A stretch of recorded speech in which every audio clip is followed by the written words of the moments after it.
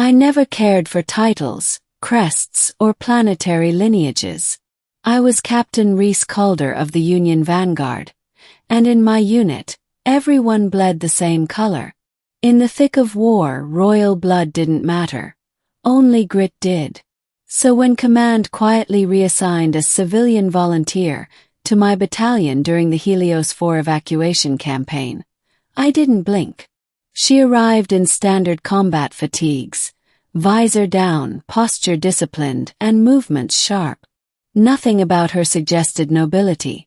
Just another new recruit gritting her way through the chaos of planetary siege. Name? I asked, scrolling through the new roster. Astra Vale, sir. Her voice carried confidence, but not arrogance. Crisp. Controlled. Ever held a rifle, Vale? Yes, sir. We'll see. I tossed her a pulse carbine. She caught it without flinching. Good reflexes. Most newbies trembled their first day on a hot planet. Helios 4 burned under twin suns, its once golden spires crumbling to dust as the Dravic dread fleets rained plasma from orbit. Civilians panicked, supplies dwindled, and morale scraped rock bottom. Yet Astra moved like she'd rehearsed this war since childhood. And she actually listened when I spoke strategy. That alone made her interesting. Beginning, the soldier who should not have been there. The first week, she followed orders to the syllable, showing a natural eye for cover lines and enemy formation patterns. I assumed she'd come from some private defense academy, some wealthy system that bought war lessons like museum tours. But she did not complain. She did not request special gear. She did not freeze. In our first engagement together, a Dravic assault pack cornered a squad of ours near the fallen Orion Gate. The air shook with alien war screeches, and I watched one soldier panic, until Astra tackled him aside, firing precision bursts that cut through the attacker's armored plating. Watching her was like watching a dancer with bullets for rhythm. Afterward, as we regrouped behind barricades, she turned to me.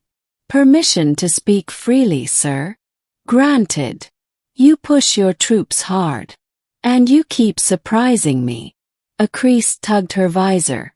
Maybe a smile. I just intend to be useful, she replied. Useful. The word echoed in my head. Aristocrats never said useful. They said essential, destined, entitled. But Astra acted like the universe owed her nothing. As the days stretched into brutal weeks, rumors swirled. Some soldiers whispered she was too skilled, too composed.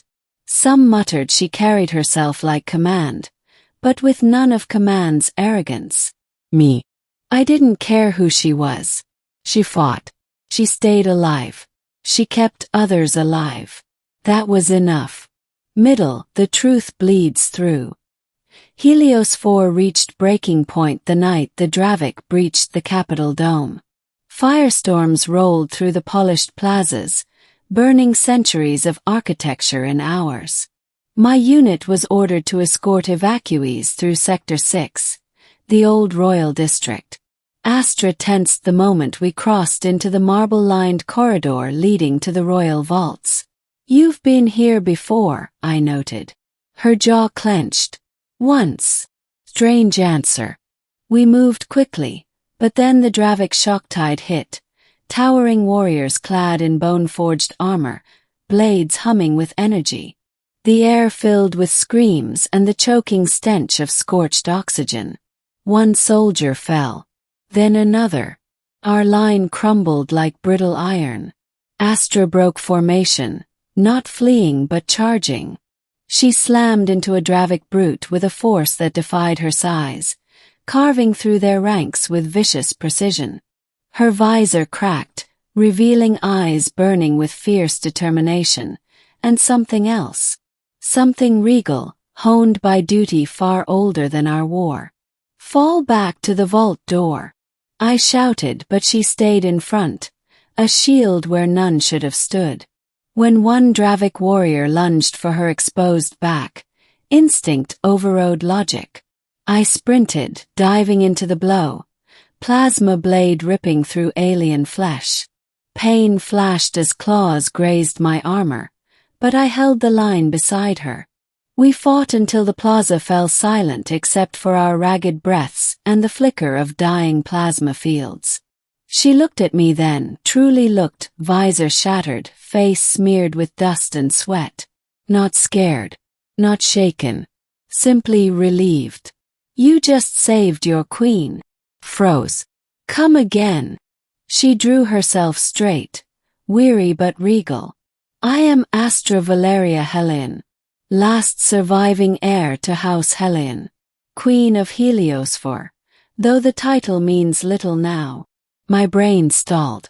I had dragged royalty through mud, ordered her to breach doors, cover flanks, dig trenches.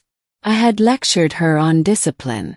And she had listened, without protest, without ego. Royalty didn't do that. But she had. Why hide? Asked finally. Because crowns do not stop bullets. And my world did not need a throne. It needed a soldier. I shook my head slowly. You risked your life like anyone else. Is that so strange, Captain?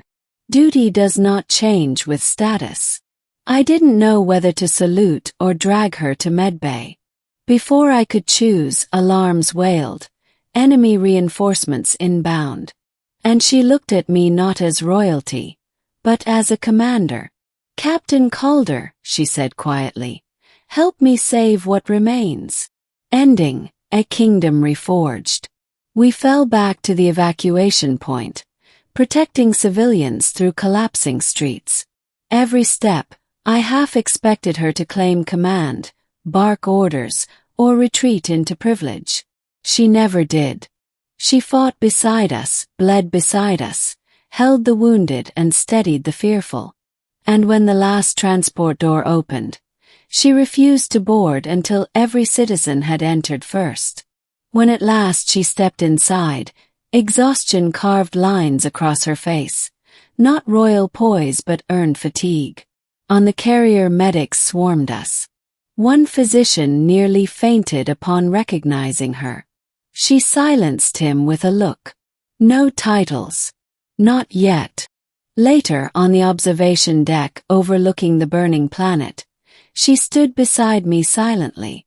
Heliosphore cracked under orbital bombardment, city lights dying one by one. You could have left at the war's start, I said.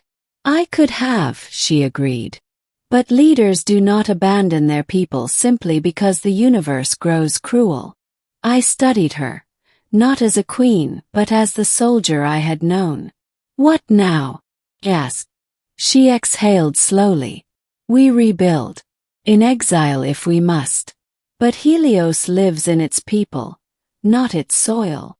Then she did something unexpected. She bowed to me. Captain Calder, she murmured. You treated me as a soldier, not a symbol.